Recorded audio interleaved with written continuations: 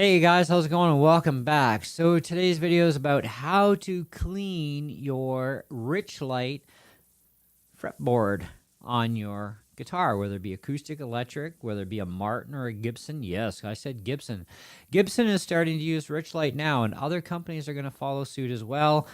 And guitar companies are always looking for other innovative ways or wood substitute alternatives, whether it be a real wood or a non-wood product like Richlite. Martin's also worked with a material called Micarta as well since about 2001. Now they're using this Richlite stuff. And the Richlite is actually really super strong, stable, very, very easy to shape, and cheaper to manufacture actually than having to go out and pay somebody to cut down a bunch of trees, process the trees, and all the other stuff that goes along with it. And of course, we've got the rosewood and ebony laws that are really causing a lot of grief as well. And yeah, it is a real pain in the neck. So alternate fingerboard materials are really a good idea, I think. And I have no qualms or problems with Richlite. I have another Martin guitar, which is an OMCX 1KE. It also has a Richlite fingerboard and Richlite bridge. No issues whatsoever with it. And it looks just like ebony too. So, I mean, really, when you look at it, it's kind of like, yep, looks like wood to me. All right, that looks sick. I love that look. And it's all solid, right? A lot of people have been complaining about, well, Taylor, of course, has gone on board with using different things too. And what they're now doing, one of the things they're doing is with their ebony and rosewood, they were always using grade A trees. So this way you got the solid look, right? But because of the new laws and everything, you want to keep wooden fingerboards. One of the things they're doing now is they're using the lower grade quality trees, or lower grade trees, we'll say. They're not lower quality. Even Taylor says the same thing. It's great wood, but it's not what the customers want, right? Customers want the solidness. And of course, customers don't want dyes and stuff put in their wood either, which is going to eventually come out of the wood. You know, it's kind of stupid to put a dye into a wood that has oil in it. Hello? Because rosewood and ebony both have oil in them, right? Natural oils. Maple has no oil. This is why maple fretboards are always, varnished or urethane coated or nitrocellulose, whatever, okay, to protect the wood. Otherwise, it would dry out and split like a bugger and other problems. And trying to clean maple, oh my goodness, not cool. Anyways, so I found no information on the internet useful at all, even from videos from companies like Martin.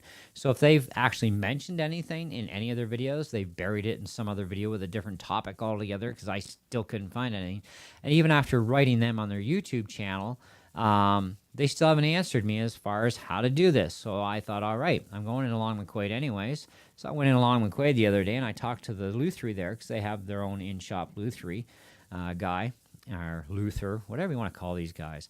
Anyhow, I asked him, I says, how do we deal with these? Because I have two guitars now with this Richlite stuff.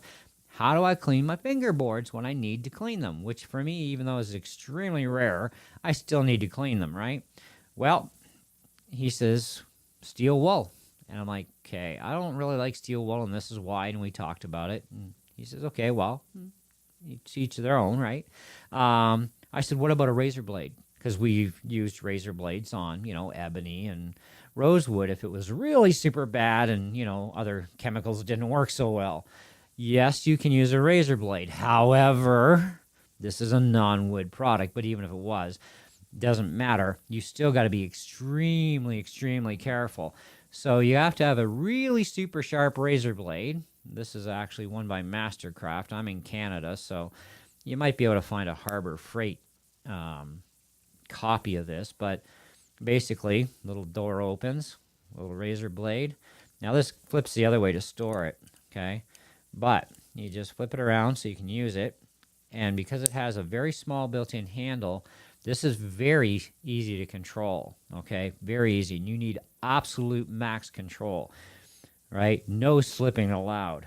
So then you got to go up to the edge of your fret wire here and very, very gently just scrape, scrape, scrape, scrape all along the width and the length, okay, and keeping your motion this way. All right.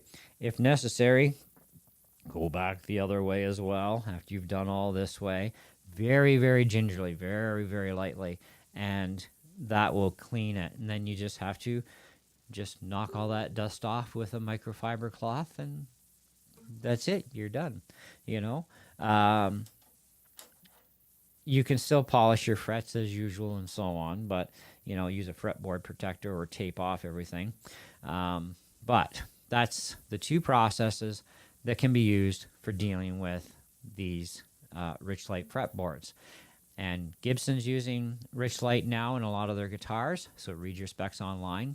But I can tell you right now, as far as whether or not it's a good, viable product, yes, it is, okay? It is very strong and dense. It is very easy to manufacture this stuff and a lot cheaper than dealing with real woods for the fretboards and bridges or just fretboards on an electric.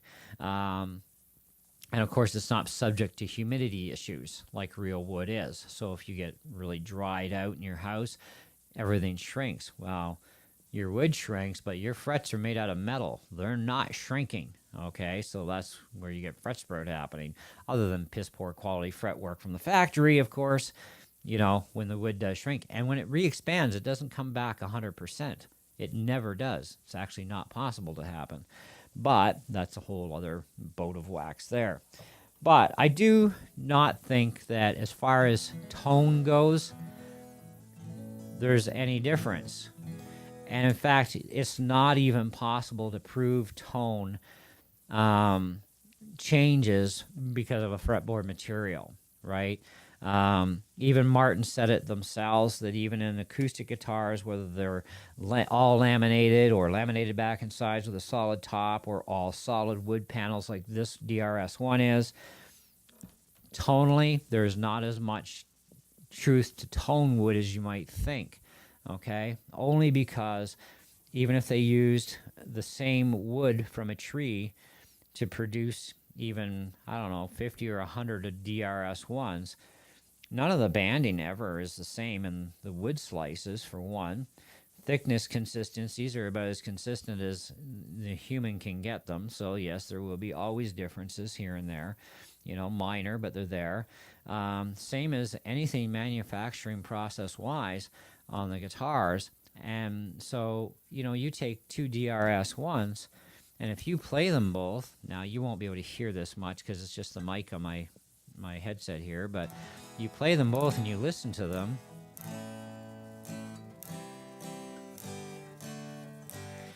and then you play the other one, they're not good. One's going to sound different than the other, you know, and the feel, even in the neck, it's going to be different, etc. So anyways, great guitars, though. Very great guitars. The DRS1 is an awesome machine. I'm going to be doing an update video, actually, on this thing because one of the things I found out that I wasn't aware of, that I made a boo-boo on, was the neck on this actually is not a Stratobond neck. It turns out it's select hardwood. It's not a Stratobond. And there is a huge difference, and you can actually see the difference. But I thought it was just, you know, much better well-done neck than my OMCX. Turns out this is not Stratobond for the neck. So this entire guitar is all solid wood, period. But anyways, nobody's perfect. But hopefully this answers your question on how to deal now with your Richlite fingerboards and or bridges. Now, as far as cleaning the bridge goes, you're not going to get a razor blade at this bridge without causing misshaping or something. But I would probably suggest that if you are going to go anywhere near, like if you had to clean the bridge, the only thing I would suggest for that would probably be very carefully tape off so you don't hit any of the wood. Tape it off really perfect all the way around the perimeter. Okay, cover the sound hole, cover everything else so that the only exposed area is just the bridge, right? No wood, nothing. and very carefully, maybe use some steel wool on that.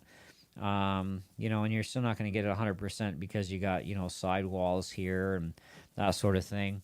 But I have yet to ever have to worry about cleaning a bridge. It's always our fretboards because our fingers aren't on the bridges. Our fingers are on the fretboards. So that's where I'm at with that one. But anyhow, there you go. There you have it. Hey, thanks for watching and staying tuned.